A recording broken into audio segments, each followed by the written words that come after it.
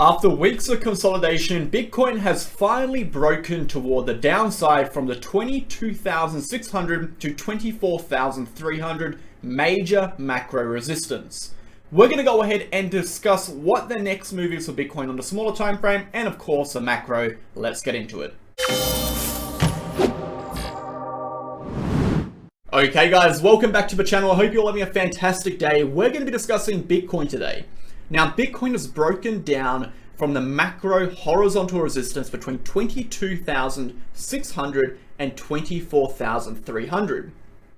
This resistance has been standing for quite some time. In fact, we were in this resistance zone for a total of 20 days. And within these 20-day periods, we saw decreasing momentum, decreasing volatility, decreasing volume, and of course, compression at resistance. And obviously this was indicating heavily towards a breakdown, which we have now seen. Thankfully, we were on the correct side of that. In VIP, we caught 90% on short profit on Ethereum, over 500% on Bitcoin, 189% on One, and over 300% profit on APT. So some massive profits there, guys. If you are interested in this kind of content, like, subscribe, share the video.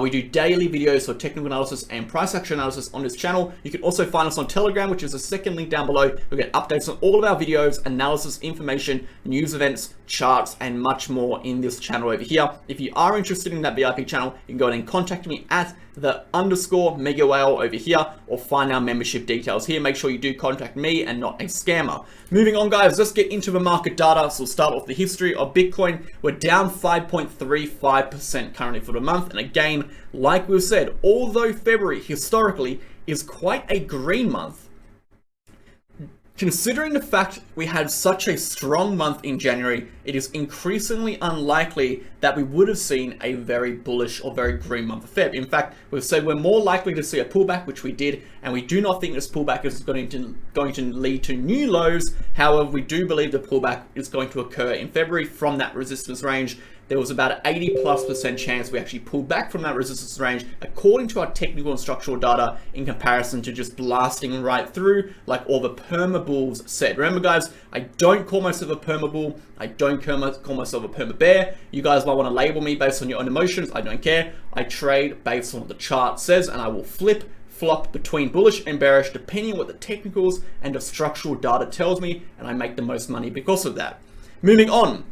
Let's look at volatility. 2.44%, not much movement, and obviously liquidations, when we refresh the page, have gone up 227%, absolutely destroying these longs on in this price action, guys. Look at those long liquidations. So many people caught in late longs at resistance, longing resistance, buying into the FOMO, buying into the hype instead of looking at the data and technicals objectively, guys. We've been saying for weeks, decreasing momentum, decreasing volatility, decreasing price action and compression leads to rejections, happens to be occurring within a major macro resistance. The probability for rejection was high. Taking late longs was not acceptable. Let's go ahead and jump into a price action. The DXY bounced on the 50 EMA on the 5-hour chart, moving upwards a little bit, yet to create a new local high. It's not looking amazing over here. A pullback is possible. However, if you are experienced in structural analysis, you would notice quite a similar structure forming here. And this, of course, is a bull flag formation. We have our descending channel formation. At the end of a nice clear flagpole formation, this is a obvious bullish continuation. This could potentially take the DXY back toward the upside. Obviously, if the DXY rises, Bitcoin will drop, traditional markets will drop further. This is something we'll discuss later in the video. Moving on to the S&P 500 and Dow Jones, as you can see, we had a few targets over here. We had our upswing over here if we close that daily candle above our downward trending resistance, and we have our downward targets if we close that daily candle above that uptrending support. You can see that our trigger for the move, of course, is going to be a daily candle close either above or below. And the reason why we have a neutral, reason why we have two targets right now, upwards and downwards, is because this is a neutral pattern, right? A symmetrical triangle formation is a horizontal consolidation with compression, meaning there is equal resistance above and below of this structure according to our structural lines over here. Therefore, the directional continuation will be determined by the directional break, meaning a one-day close below will trigger a continuation downwards. A one-day close above will trigger a continuation upwards. Our targets being 33,000, 32,000, 35,000 and 36,600. Moving on to the S&P 500, we can see a second attempt at resistance and rejection, meeting our first bearish target, of course, being 4,000. Breaking down from here, we will send us potentially lower to around $4,000 over here, and even lower to 3,970, which is a VRPB POC. Worst case scenario, guys, we lose this uptrending support line, and the S&P 500 can tumble all the way back down, although it is unlikely, but it is possible. It doesn't matter what you want to see, the charts are not going to move based on what you want to see. Look at it objectively. These are the facts, these are the data. If we lose that trend line, this uptrend which we are in has been lost, and we will be entering a macro downtrend again. Remember, this uptrend has been lasting since October, confirmed once over here on January, and we'll be moving up for quite some time. So we are still in a macro uptrend for the DXY, but again, if we do lose this trend line, we're breaking back into that rising, that descending expanding wedge and moving back downwards, classifying this whole move as deviation from the trend, and in fact a fake out rejection. Moving on, guys, bond yields have pushed over that resistance line again, indicating again the DXY could potentially see some sort of movement upwards. Not a lot of strength though here on the bond yields on the 2-day. Again, these are leading indicators for continuations upwards. We do have some technical confirmation that we are again finding support in this trend. The uptrend is very much still active. We've broken out that resistance. We could potentially continue upwards, looking for a break of 4.6 for that confirmation. Again, looking more in favor of the DXY rising than falling. Let's get into Bitcoin, and again, there is a lot to talk about for Bitcoin today, particularly on the smaller time frame, but we'll go ahead and start on the macro, on the daily, and then we'll come back to a small time frame, discuss the price action, discuss where Bitcoin's going next, discuss what is happening right now, our targets, etc., possibility for a bounce, and then we'll get back into the macro analysis in the video. So we'll start on macro, structural analysis, discuss a few things, and move on. So currently, guys, just to summarize for the new viewers on this channel, we saw a falling wedge structure. A falling wedge structure is a structure where we have two declining trend lines, which are converging toward each other. This is a very interesting piece of information a lot of people seem to miss, and we'll go over it again. If we go and zoom out to our larger time frame structures, we had a descending channel. Now, the descending channel formation here was actually essentially what you can call our bear market downtrend. This was our bear market downtrend. And the most important line I want you to look at is this upper resistance, because the upper resistance of a trend, or the lower support of the trend, if it's up, will determine the strength of the downtrend. In essence, it is a reflection of the strength, okay? A more steep downtrend is a stronger downtrend. A less steep downtrend is a weaker downtrend. So we're looking at a very steep downtrend crossing over into a falling wedge, which had a lower gradient. What did this signify from a price action standpoint of view? It signified weakness in the downtrend. It signified that the downtrend was losing steam. If we had to go ahead and run a technical analysis, which we did many times in this price action area, we would notice momentum was starting to fall. We had bullish divergences pop up. We had price actions reclaiming smaller time frame moving averages. Okay, we had a whole heap of technical confirmation from other momentum indicators suggesting the downtrend was weakening. Now, a falling wedge structure developing in and out of a descending channel is a reversal pattern. It indicated a reversal. Where was our measured move target taking us? To the local top of the first retest of that falling wedge, applying that to the breakout point, which was 22,600 at a minimum and 24,300 at a maximum. We actually reached that perfectly. In fact, we predicted an entire move upwards in our Telegram channel. You can go ahead and check it out. We reached that move, and since then we have been saying, guys, decreasing momentum, decreasing volatility, compression, we're at resistance, everything is looking bad, DXY is rising, we're more likely to see a pullback from here and rejection, which we now have. So the question is, how low will the rejection go? Because we do not expect new lows. What will happen if we start breaking through some major support lines? And where are those support lines? And of course, what is the potential for us to continue upwards? So let's go ahead and jump into that. So moving on from there, where are our major levels of support? So we can do this a few ways on the larger time frame and a smaller time frame. On the larger time frame, you can see based on these chunks of volume. So more importantly, guys, as we approach these divots, as you can see here, a divot in the VRPV, we generally push through there with quite intense volatility and speed like we have seen. Now, as the price action starts to approach areas of which the VRPV is rising in game, we come into support, okay? We're on the top side, so we're coming into support. So we can expect us to start entering a zone of more support within this general proximity over here. Now, if we to specify this general proximity even down, it's going to give us more specific targets, such as 21,500 and 20,800. However, as we start reaching closer and closer to that level, the price action is going to either start consolidating and trying to reverse, or generally just slowing down as that downtrend continues until it reaches those stronger areas of supports and then either consolidates and bounces or continues through if that downwards pressure is strong enough.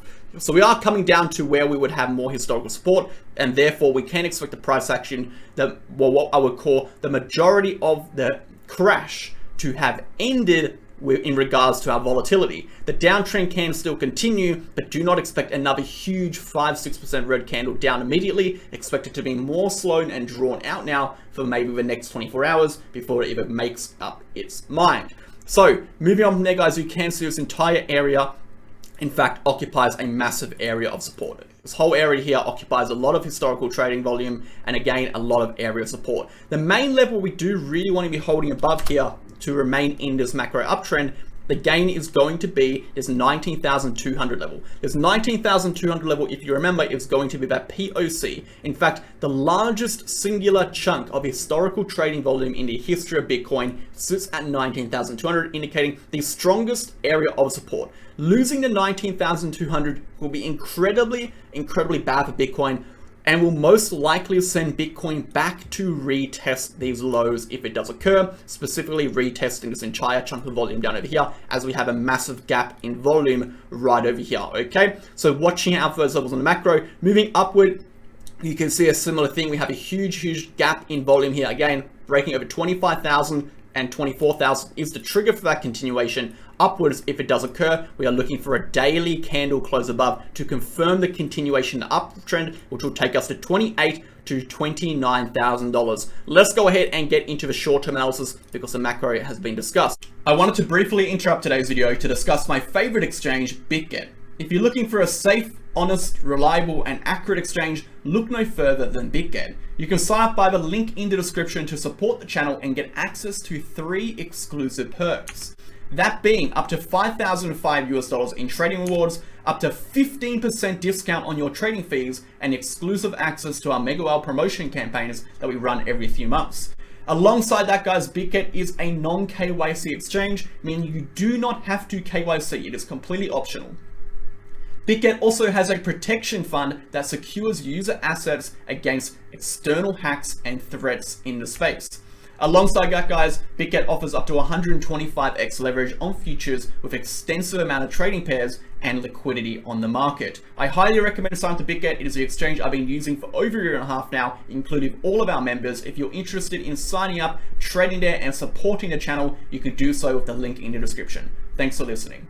So in the short term, guys, we have obviously broken down. We did exactly what we said yesterday. If you watched the video yesterday, we said we are likely to break through this level, retest this uptrending support, and then come down. In fact, we drew out a very clear example, which was something like that, okay? And we came back down that target leading down here. So it's done basically exactly like that. If you did follow that, if you followed that trade setup from yesterday's video, you would have made around 500% on 100x, which what we usually trade Bitcoin is around 150x, or even if you just trade a spot around 5%, which is absolutely phenomenal for only a few hours. So Bitcoin has done great. Now, moving downwards, guys, we can still see that momentum is in fact in a downtrend. In fact, on the 4-hour chart, the momentum has reset down to the oversold territory. Now, the momentum can remain oversold for an extended period of time, so not really too concerned about it on the 4-hour. As of yet, we're more interested in what it is looking like on the higher time frames. So let's go ahead and do a technical analysis.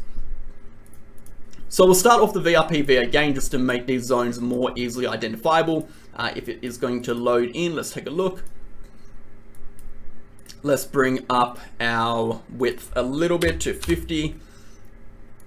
Okay, that's a little bit better. Right? We can see it a little bit more clearly now. So as you can see already, guys, we can see these chunks of volume starting to pop up a little bit, indicating Bitcoin has pushed through this lower volume range, but is starting to find a little bit of consolidation, a tiny bit of support in this area, which is expected as per our larger time frame. The price action is going to start slowing down a little bit now as it approaches this larger chunk of volume. You can see that if we do lose this level, we don't have a lot of support below us in the smaller time frame ranges as we approach those lower levels. If we do zoom out and account for this larger range of price action here, you can see that immediately jumps up to significantly more support. As you can see now already on that larger time frame, we are starting to steepen out in that downtrend over here on the VRPV, suggesting increased amounts of support as we come lower and lower. Again, the VRPV, guys, is a phenomenal technical tool used when scalping, especially to try catch more rapid movements when using structural and momentum analysis, such as this drop. You can see you would have caught that if you were following the VRPV. Moving on to the market side for A, guys, we can see the price action is still pushed down. On the 6-hour, we had lost that yesterday, in fact, rejecting from that. So again, it is looking like we are in this downtrend. Let's go up to a 8-hour. Again, we have lost on the 8-hour, again, signifying downtrend. 12-hour, we have lost it on the 12-hour. Moving on to the daily, it is above the daily currently, and we are pushing into these smaller time frame moving averages. Again, the daily trend is technically still upwards, but almost everything above that daily trend, we are now currently in a downtrend. So this uptrend has shown significant weakness. It has broken down, and now this macro uptrending reversal structure that we developed out of our descending wedge over here is now threatened to swap to a downtrend. So we are very much concerned about that. Again, losing this chunk of support here, losing this area over here, which we discussed on the short term, will be that confirmation, guys, on the daily of a complete downtrend initiating on the larger time frame. On the larger time frame, as the smaller time frame is very much down. Let's bring up the Gaussian channel, guys, on the smaller time frame. Starting on the 20-hour chart, we can see we have approached again some more support, hitting that midline on the Gaussian channel, indicating a potential area of support is found and a bounce could come from here. Moving downwards from there, guys, let's go 8-hour. We can see we have actually dropped through the Gaussian channel of Kane. If we go down to a smaller time frame now, we would even see that even more, dropping down to an even smaller amount through that Gaussian channel, in fact, printing red. Again, guys, this is signifying a complete shift in that trend. The smaller time frame trend is very much downward. Let's look at the daily chart. Daily chart, the Gaussian channel is still very much below us, again indicating we are in an uptrend. All of this, what I'm saying here, may seem a little bit confusing or maybe even irrelevant. What I'm trying to get at, what I'm trying to really imprint right now is the small time frame has rejected. Everything below a daily is looking bearish. We have come down, we have pulled back, but we are still in a uptrend. This is a reversal, okay? But this entire reversal structure is a uptrend on the daily. Therefore, the likelihood of this coming down now to a brand new low is, according to our technical and structural data right now, is quite low, okay? It supports the chance or supports the theory that we have, which is this pullback is going to be a healthy correction, which will eventually find support before a continuation upwards. Now, it is very possible that as the price action develops, these technicals start flipping more and more bearish. We start losing some really key levels. We start losing below this level. We maybe even lose 20,000. It is possible. And then we start saying, okay, it is looking like we're going to be approaching some major support and heading to a new low. But as of right now, it is impossible to say we're going to be going to new lows according to our larger time frame technicals and structural data. Our smaller time frame does suggest potentially some newer lows are incoming, but not brand new lows, like all-time lows, okay? So let's go ahead and jump into our macro analysis and then finish up the video. As you can see, guys, we talked about this yesterday. The weekly chart is starting to look grim, and here's some indication that some macro reversals will be in play. And again, before we can enter a macro uptrend, we do need to be breaking above 24,300 to 25,000. Look where that 200-day moving average is sitting. A perfect position of resistance in structural alignment with our horizontal resistance. Moving on from that, look where that 50 EMA is sitting on the monthly chart. A perfect rejection from the 50 EMA on the monthly chart. Again, sitting at 24,300, suggesting major resistance at that point, a point of which we do need to flip, a point of which we need to get above to enter a macro uptrend. Otherwise, Bitcoin is at massive risk of continuing potentially downwards on the larger time frame. Here is some evidence to support the fact that new lows could happen.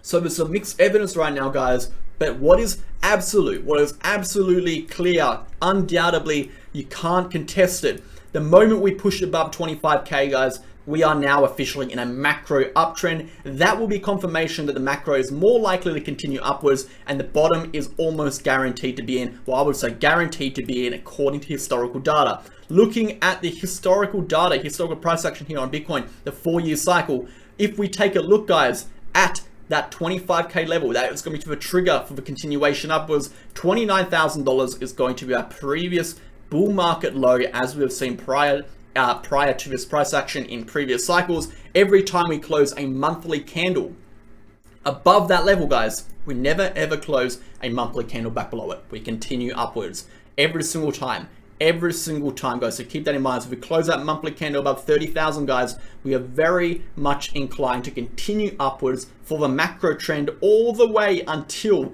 where we expect the bull market to end, the October 2025. Okay, so we are watching that level, but until 25K breaks, until 24.3, 25K breaks, we have not created a macro uptrend yet. This is in fact a uptrend out of a reversal structure, but it is not quite yet a macro uptrend. Okay, we're very close to that macro reversal, but we're not quite there yet. Okay, we're out of a bear market, but we're not in a macro uptrend. We're kind of in that middle part where we're trying to make it a mind up is the price going to reverse? Do we have the strength to push us into a macro uptrend, or are we going to succumb to a weakness and get rejected from that trigger zone and continue downwards? And this is kind of where we are right now, and that is exactly why you hear so much confusion on Twitter, YouTube. Half the people are mega bearish, half the people are mega bullish. I'm telling you right now, there is absolutely no need to align yourself or categorize yourself with a certain side. Categorizing yourself as bearish or bullish when you're trading will only make you emotional. It's only going to blind you to potential outcomes and make your decision making biased. Okay, follow the charts, follow the data.